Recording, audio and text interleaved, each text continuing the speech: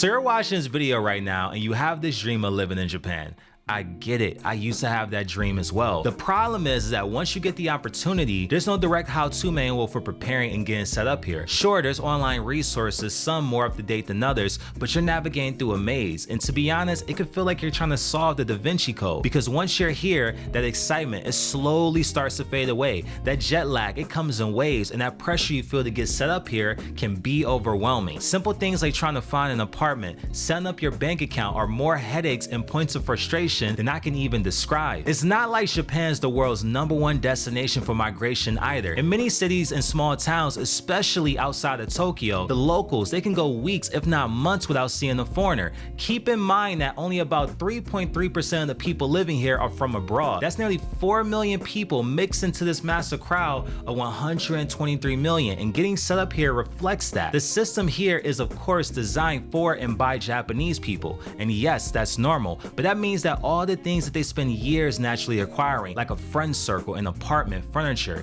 navigating the trains, you're gonna have to do that in a matter of weeks. Not to mention there's things that you're gonna have to do for your visa requirements after you arrive. And there's this one mistake that is so easy to make that can even get you kicked out the country. And I'm gonna tell you more about that later. So imagine having to do all that while you're starting your new job or school here. This is why if you wanna avoid those headaches, I have a guide for you guys on how to properly prepare and get set up here in Japan. Now trust me, I made a lot of mistakes and my bank account back then had the battle scars to show it. So expect for the best, plan for the worst, and prepare to be surprised. Because when I first arrived, I expected to get set up and explore the city just like I did as a tourist. Instead, I was greeted with lost baggage, emergency expenses beyond what I saved for, and a last-minute job relocation, but surprisingly a warm introduction from the local community. So if I had to go back in time to make my transition better, it would start well before I arrived in the country. You see, moving here is easier than you think. Between interviewing for your job, getting your initial offer letter, and those visa documents, you'd be surprised to know that many people move here in around 90 days. And yes,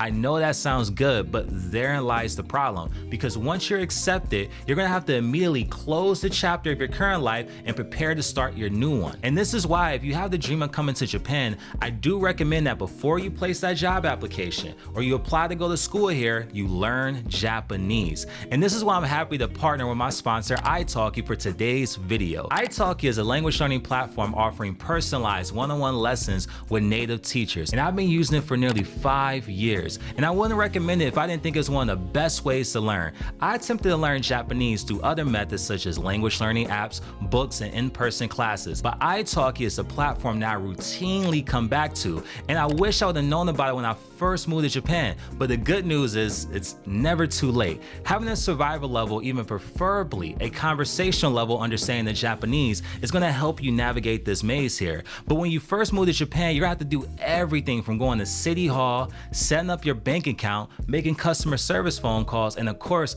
building relationships with local people. italki offers personalized one-on-one lessons with real native speakers to help you prepare for any scenario in a flexible and affordable way. You can pay per lesson, practice Japanese and 150 plus other languages with real-life conversation examples that you can actually use. And the best part about it is that it fits within your budget and your schedule. With this simple to easy to use interface, you will have no problem finding the right teacher that speaks your native language for your level, needs, and interests. For me, it was Kaho Sensei and others just like her. Since using italki, I've been practicing everything from reading to writing, grammar, and most importantly, real conversational practice, and I've never felt more confident in my Japanese speaking ability. Shushin wa Ohio shu desu kedo, Tokyo ni sunde imasu. Shigoto wa software engineer desu. いいですね。そうそうそう。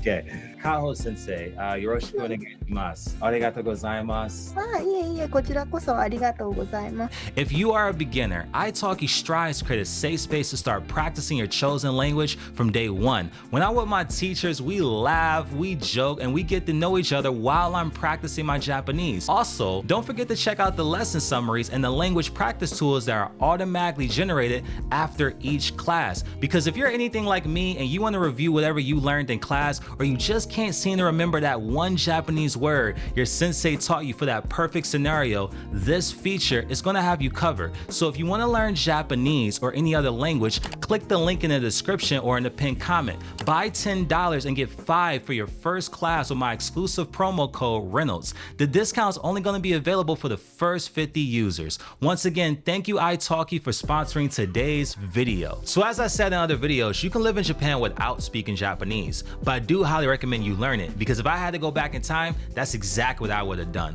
Whether you're coming here to go to school or you're trying to climb the career ladder, it's not as easy as you think to pick up the language once you get here. Many people, including myself, I simply don't learn language through osmosis. And I'm not here to shame you if you decide to take your time and then you decide to pick up the language after you come to Japan. But it does come with some trade-offs, and I'm speaking from experience. Say you do get accepted into that school, or you land your first job that gets you into the country. Before you get on that plane, make sure you have enough money saved up. My recommendation is to save anywhere between $3,000 to $5,000. Some people will argue way more, but I'm gonna get back to that point later. Now to some, I know that amount is a little or a lot depending on where you fall in your own personal finances, but the good news is that if you're on the lower end of that range, at least at the time that I'm filming this video, the yen is incredibly weak right now. So $3,000 can get you very far on the budget. Keep in mind that the average apartment in Tokyo is roughly $400 to $1,000, especially if you live outside the city center. But here's the caveat, and this is why I want you guys to bring extra. In Japan, you see your salary is going to be offset by a month, meaning that if you come here in March, you're not going to get paid until the end of April. And for most people, you're not going to arrive and start working on the very first business day of the month. So your first salary may actually be prorated, and you're going to need to cover those living expenses until you get your full salary amount. But that's not the worst part. Let's say you do save that money that I recommend. You got your visa approved, you bought that plane ticket to come to Japan, and you have a little over a month before you fly out to start your new life. This is where things get complicated. First off, those apartments I told you about earlier that seem so reasonably priced, let me tell you the hidden truth about them.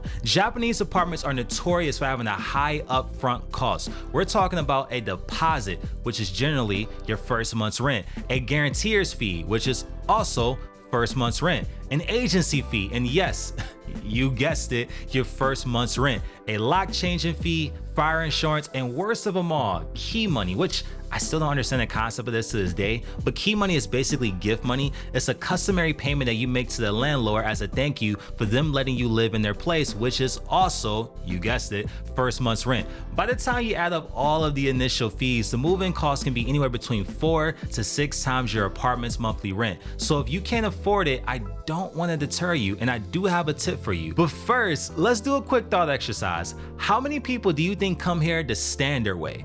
First, they get that job offer. Second, they decide to move to Japan. Then they decide to stay in a hotel while they search for an apartment. How many days do you think your job or your school is going to allow you to do that before you have to start working or studying? So now, especially if you have a job, you're going to have to work, not get paid for the first month. And the worst part, and this is what I teased earlier in the video, if you're not careful and you forget to register your residential address for your Japanese residence card, you risk violating your visa and being kicked out the country. And if that combo wasn't enough, you're also going to have to make time to set up a Japanese bank account. And most banks, they're not going to accept you without this little special thing called a Hanko stamp. Also, many phone companies won't accept you without a Japanese bank either. And as a result, you're either going to have to use your data roaming from your home country's phone plan, or you're going to have to buy one of those tiny little pocket little Wi-Fis. So therein lies the problem. You violate your visa without a place of residence. You can't get your residence without a bank.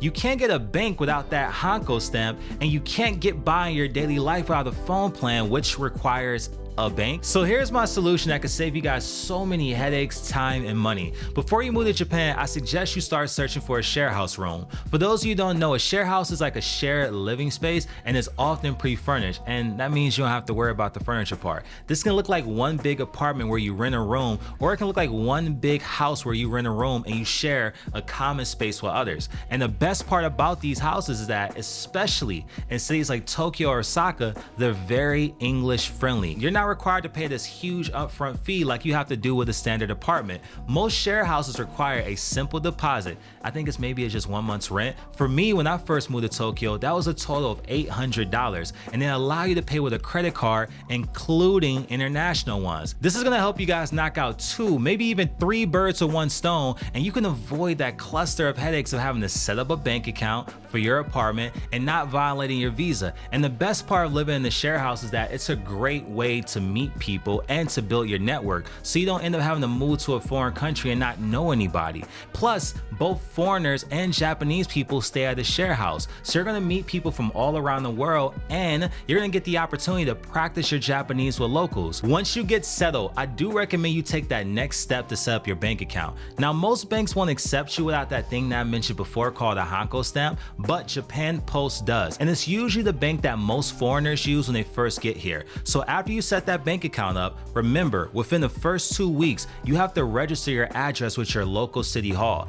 Failing to do so within the first 14 days, and you're gonna risk a 200,000 yen fine, or at least up to 200,000 yen. And if you wait more than 90 days, you can even risk getting kicked out the country because that violates your visa. In the meantime, especially after you set up your bank account, this is when you can set up your phone plan here. Now, when I think back at how long it took me to register for City Hall, get a bank account, and a phone plan, I think you can do that in a matter of a week, 2 weeks if you really drag your feet. Now, after you get all those hassles out of the way, you can now spend the rest of your time getting settled here and meeting new people.